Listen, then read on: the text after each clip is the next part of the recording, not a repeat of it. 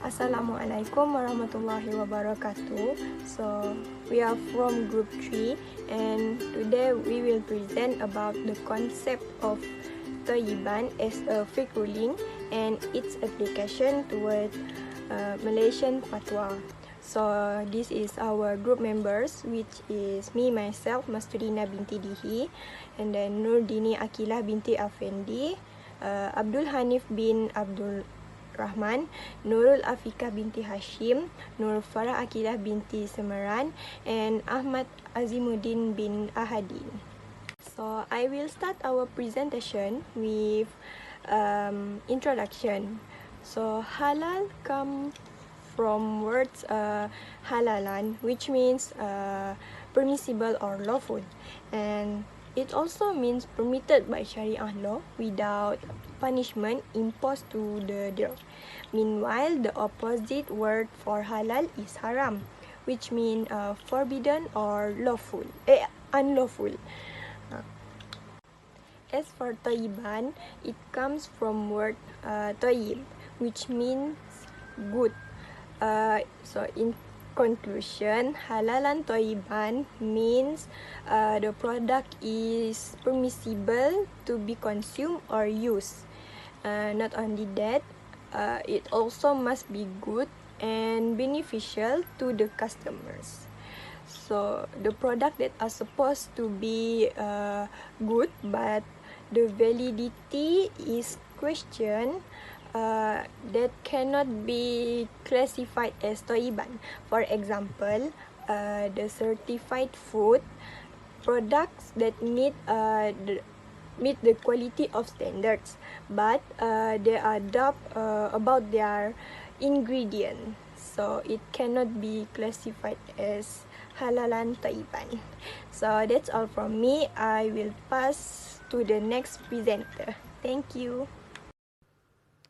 Alright, before we move on to our topic, please allow me to ask you all about something. Okay, what's mean of Tayyib or Al-Tayyiban? This word is not only used in relation to food in general, but it also covers various circumstances such as one intention, words, act, and belief. Okay, in general, the concept derived from this word is rather general meaning, which means mujmal.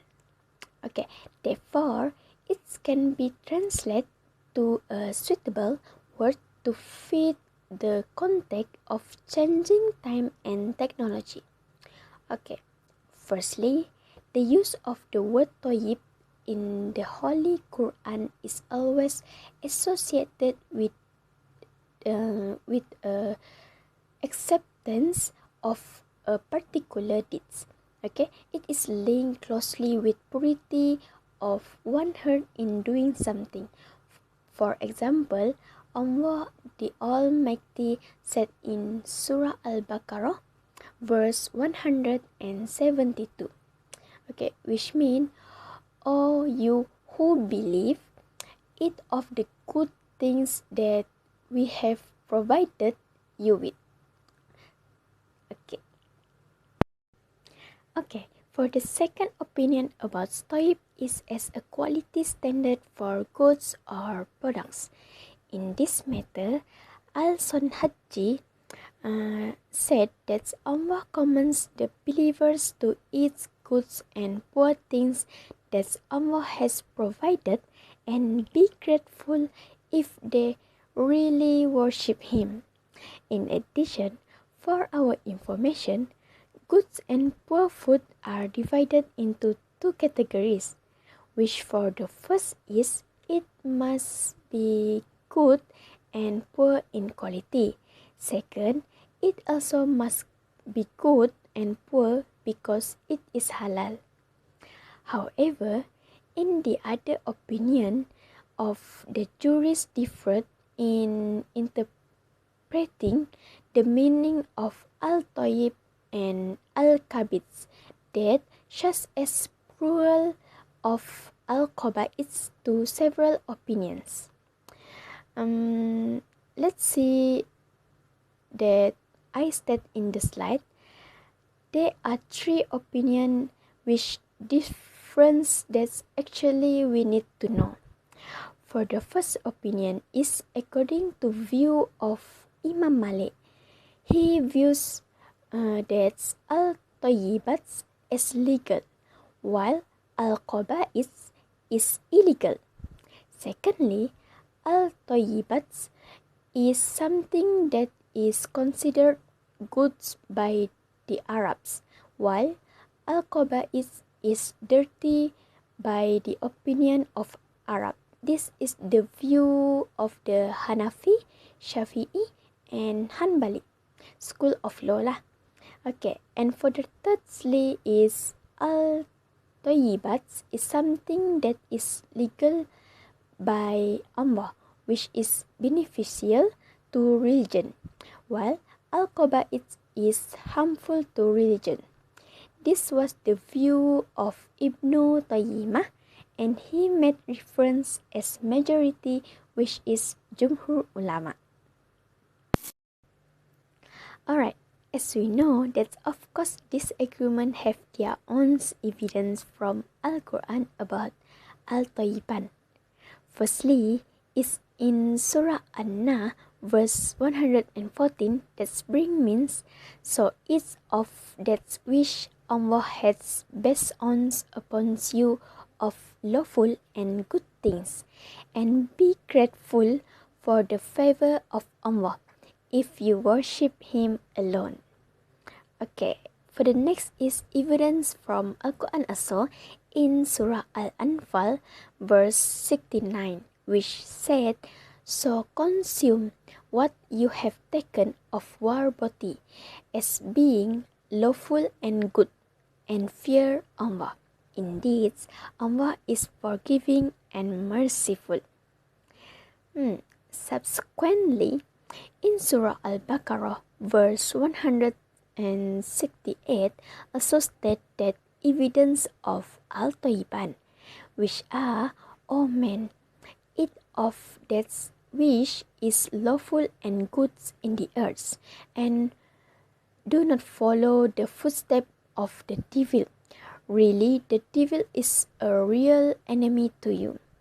Okay, for the last evidence is in Surah Al-Ma'idah, verse 88, which that bring means, and eat of that which Allah has provided for you as a lawful and good provision, and be careful of your duty to Allah in whom you believe. So that's all for this part. We move on to the next presenter. Okay. Assalamualaikum, my name is Nurul Afika. I will next present the definition of Al-Habits. The word habits is an etymology antonym of tayyib, which is something that is unpleasant and can cause damage to an individual, psychological, physical, intellectual, and spiritual well-being. In terms of terminology, Al-Ghaib defines it as something that is filthy, impure, displeased, and forbidden due to the harm and the contempt of the material or immaterial, according to either the view of intellect or Shara. There are also some evidence from the Al-Quran and Al-Sunnah about Al-Habits. Firstly, habits based on material. This is used widely by the Al-Quran. As you can see on the slide, the Quran verse meaning is, and give the orphans their properties, and do not substitute the defective of your own for the good of theirs, and do not consume their properties into your own.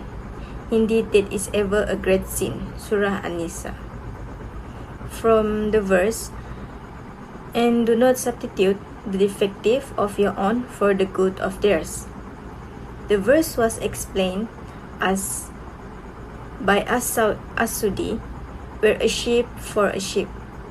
Some guardians would exclaim, taking a large, healthy sheep from the orphan's property and replacing it with a smaller, weaker one from theirs. Allah subhanahu wa ta'ala forbid us from performing such unfair exchange of non-equivalent. It was also argued that the verse is more general, and Allah subhanahu wa ta'ala forbid us from placing what is defective but halal from our own legally earned property for the sake of what is greater but haram from orphans' property, which is not rightfully ours. Secondly, habit based on belief.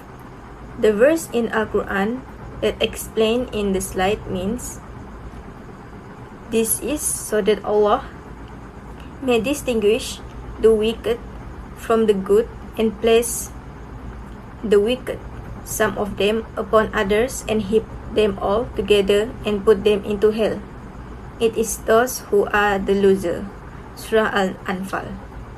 From the verse, and Allah subhanahu wa ta'ala put some of the impure on some others and heap them all together and put them into Jahannam. Those are the loser. This verse explains where a bad deeds draw other bad deeds, whereas a good deeds draw more other good deeds. Impure property draws another amount of impure property, and this mass of impure property develops similar impure remnants.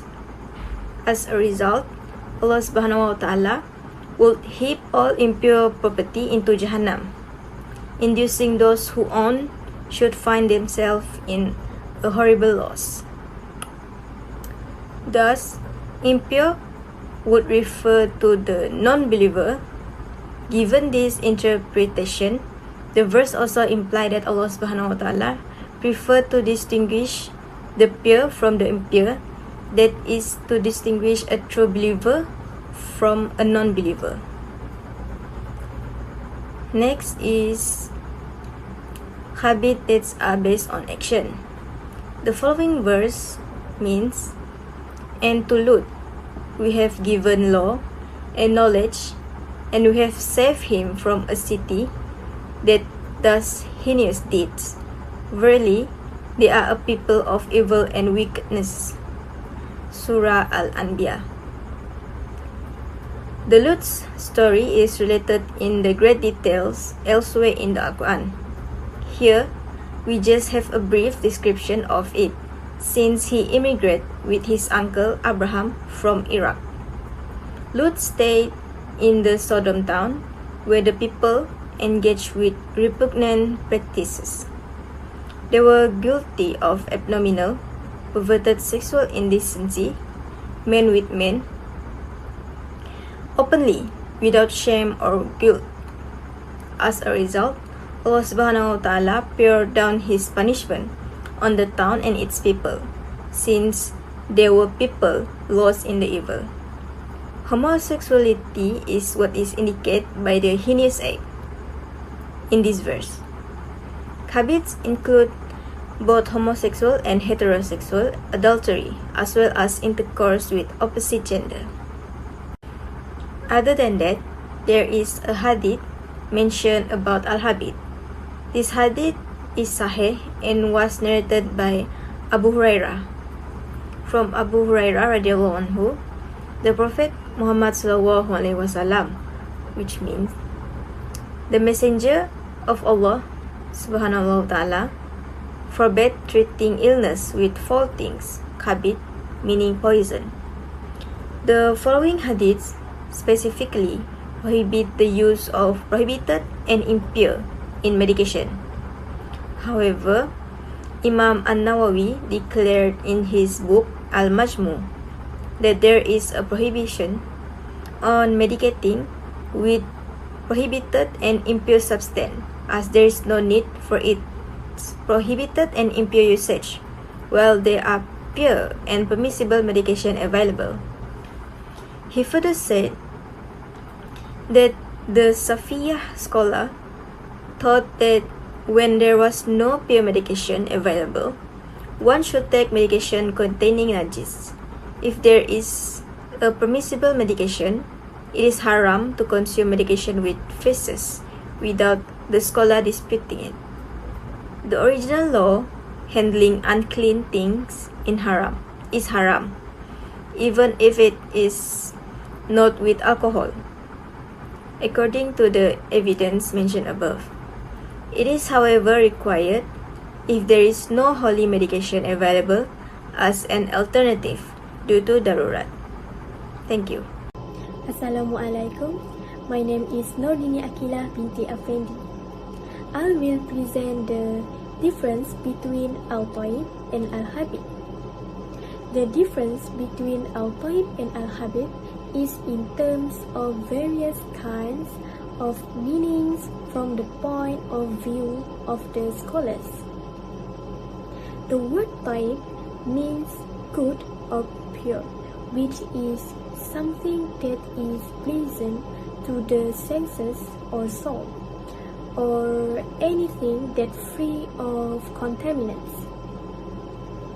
Whereas the opposite word for Tayyib is khabit, which means impure or disgusting. Allah subhanahu wa ta'ala has called human people to eat and enjoy halal food that Allah has endowed on this earth. Then, the forbidden methods has a detrimental and harmful effect on the human body and soul itself. Next, the meanings of Al-Tayyib and Al-Khabit were interpreted differently by the jurists, according to several opinions. There are three opinions, which are the first opinion, view of Imam Malik. He viewed Al-Tayyibat as legal, meanwhile Al-Khabit is legal. Secondly, Al-Tayyibat is something that is considered good by the Arabs, while Al-Khabith is dirty by the opinion of Arab. This is the view of the Hanafi, Shafi'i and Hanbali schools of law. Thirdly, Al-Tayyibat is something that is legalized by Allah, which is beneficial to religion, while Al-Khabith is harmful to religion. This was the view of Ibn Taymiyyah, and he made a reference as majority, Jumhur. The person who has the authority to determine something Tayyib is Tayyib is a resident of the Hijaz. They are the ones who receive the summons, and the Quran has come down between them. Rural residents do not come into this group, since they are in a situation of emergency and starvation, and eat whatever they can find. If something is discovered in a Muslim community while the inhabitants of the Hijaz are unaware of it, the law is reset to something akin to the Hijaz existence. If the circumstances are identical, the law is justifiable. Next is scholars' views on the characteristics of Mustatib and Mustakhbith. Some of them believe that it is the Arabs who have the authority to assess Tayyib al-Mustatib and Khabit al-Mustakhbith. Scholars from the Shafi'i and Hanabila sects share this viewpoint. There are also those who argue that Mustatib and Mustakhbith are Sharia texts or the human heart healthy character. This is the view of the Hanafi and Malikiyah scholars. The second viewpoint, that the individual who has the authority to determine tayyib and khabit is a healthy human being, is likewise rational, because Islam is a religion that bestows blessings on the entire universe, and Prophet Muhammad sallallahu alaihi wasallam was sent for the benefit of all mankind. So, that's all from me. Thank you. I will pass to the next presenter. Today, I'm gonna present about the definition of Al-Tayyib according to the Malaysian Basic Reference. Based on language definition, the word tayyib has been traditionally translated as poor, good, and superb. The definition of Al-Tayyib also, it must be safe for consumption, non-toxic, non-intoxicant or detrimental to health, is further described in the standard MS 1480/2007. This standard describes the necessary requirement to ensure that the food security is in accordance with the Hazard Analysis Critical Control Point (HACCP) in terms of preparing, processing, manufacturing, packaging, storage, transportation, distribution, and handling. Based on the halal and tayyib food is specifically described in Standard MS 1500. It states that halal and tayyib food must fulfill the following condition. First, the food or its ingredients are not filthy according to Sharia law. Next, the food does not contain any ingredients that are filthy according to Sharia law. Next is the food safe and not harmful to its consumer. Next is the food is not prepared or manufactured using equipment that is contaminated with things that are filthy according to Sharia law. Next is the food or its ingredient does not contain any human part or eat deprived that are not permitted by Sharia law.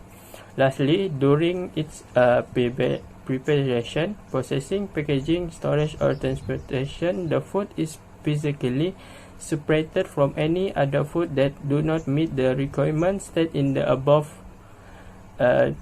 item that I say, or any other thing that have been declared as filthy by Sharia law. That's all. Thank you. Bismillahirrahmanirrahim. My name is Ahmad Azimuddin. So next is the 5 fatwa and issues on Al-Tayyib and Al-Khabits in Malaysia. So the issues we have here is the issues of the purified status of fish given a non-halal food. That is was on the page of Harian Metro on January 7, 2006 about patin babi rebus. That the reports that there are some freshwater fish operators, especially catfish in Perak, who use the intestines and internal organs of boiled pigs as food for their livestock.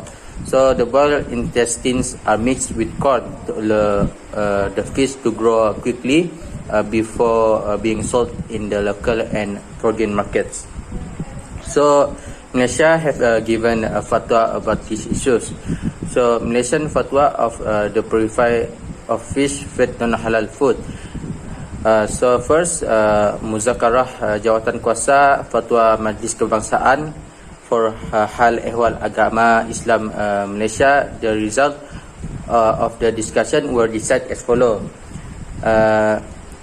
The 73 Muzakarah of Fatwa Committee of the National Council for Islamic Religious Affairs of Malaysia, which convened on 4 to 6 April 2006, discussed the status of the purify of fish given non-halal food. Muzakarah has ruled that fish kept in livestock ponds and the like are illegal to eat if the fish is deliberately kept in official water or intentionally fed fishes such as pork carcasses or the like. Next, Section 34 Administration of Islamic Law Federal Terrorist Act 1993 gazetted the purified status of fish fed non-halal food as follows.